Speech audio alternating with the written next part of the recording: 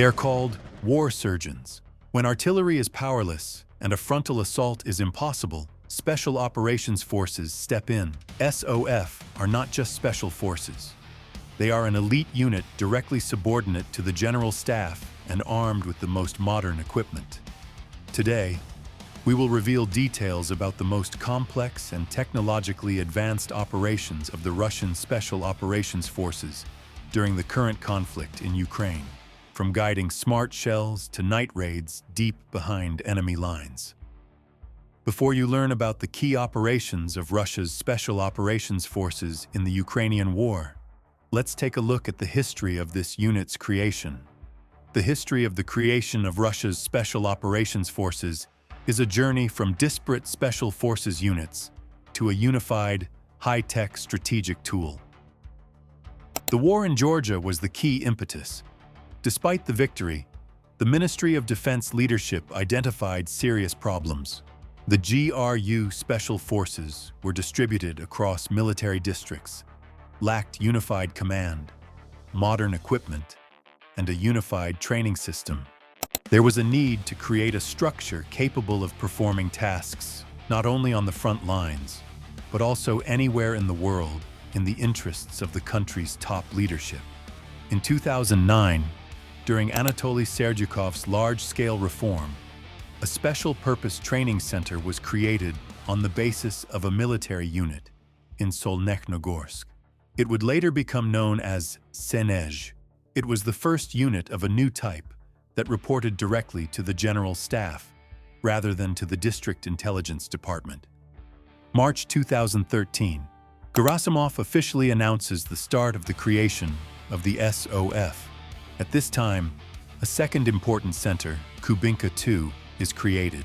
During its formation, the experience of the world's best analogs was studied, the American Delta Force and the French Special Forces. The emphasis was placed on versatility. An SSO fighter is a sniper, an aviation gunner, a paramedic, and an operator of complex equipment. The unit gained worldwide fame in February to March 2014. It was the SSO fighters who were nicknamed polite people by the media. Impeccable equipment, the absence of distinguishing marks, and exceptional discipline in blocking key objects in Crimea became the hallmark of the new structure. How does an SSO fighter differ from a regular Special Forces soldier? First of all, in terms of technology, closed digital channels integrated into the Andromeda system. The SSO was one of the first to start using FPV drones and Lancet missiles on a massive scale as personal weapons for the group, rather than as a means of support. Now let's take a look at SSO operations in the Ukrainian company. One of the most effective but inconspicuous aspects of the SSO's work has been the use of high-precision weapons. SSO groups secretly penetrate behind the front line, occupy dominant heights or buildings near the positions of the armed forces of Ukraine, the Malachite complex. With its help, fighters illuminate the target with a laser beam.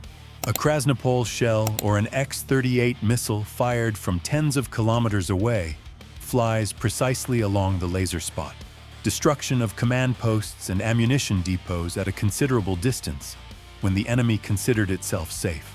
It was the SSO that ensured maximum accuracy of strikes in early 2024 near Avdiivka. While the airborne forces held the runway in Gostomel, small SSO groups carried out tasks that are rarely mentioned in reports. They disabled air defense systems, captured key communication nodes, and hunted for high-ranking officials.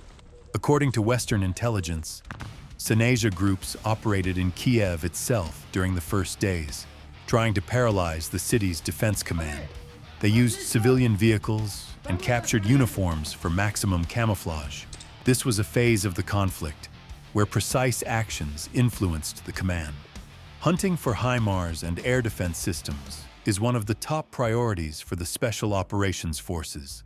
Since HIMARS and Patriot air defense systems are extremely mobile, it is impossible to destroy them without operational reconnaissance on the ground.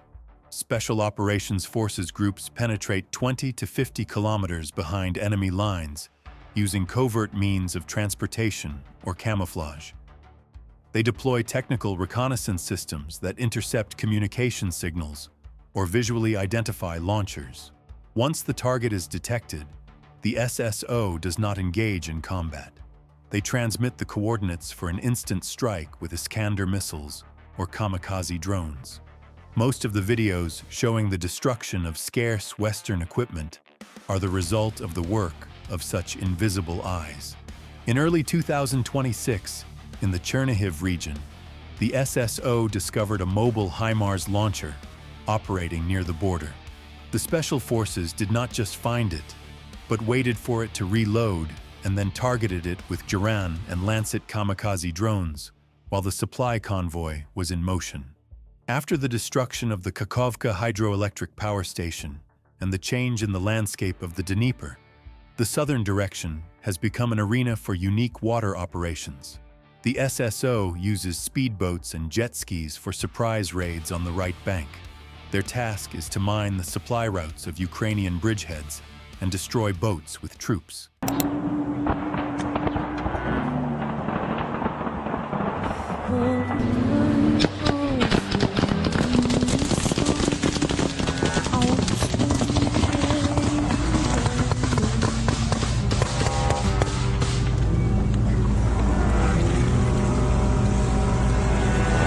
Combat swimmers are used to inspect bridge supports and hydraulic structures, as well as to secretly cross water barriers using closed-circuit devices, which do not leave air bubbles on the surface. A war of small groups is underway in the forests of the Sumy, Chernihiv, and Kharkiv regions. Special forces groups can remain in autonomous mode for weeks, waiting for convoys carrying fuel or ammunition to pass.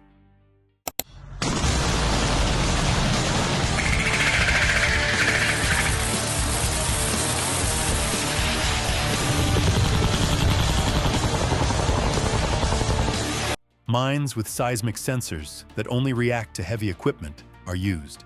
In the Belgorod and Kursk regions, SSO operate as anti-terrorists, identifying and blocking sabotage groups as they approach the border.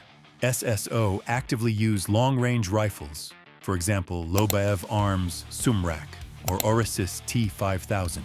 There have been recorded cases of targets being hit at distances of over 2,000 meters. This psychologically suppresses the enemy, as the shot is fired from a distance at which the shooter cannot be heard or seen without special equipment. Thanks to modern third and fourth generation thermal imaging sites, the SSO effectively own the night, imposing combat when conventional units are limited in their visibility. Russia's SSO is a constantly evolving tool. From the classic ambushes of the Chechen era, they have moved on to network-centric warfare, where information and accuracy are more important than troop numbers.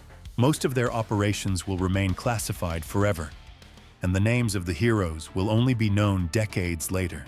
How crucial do you think the role of special forces is in conflicts of this scale?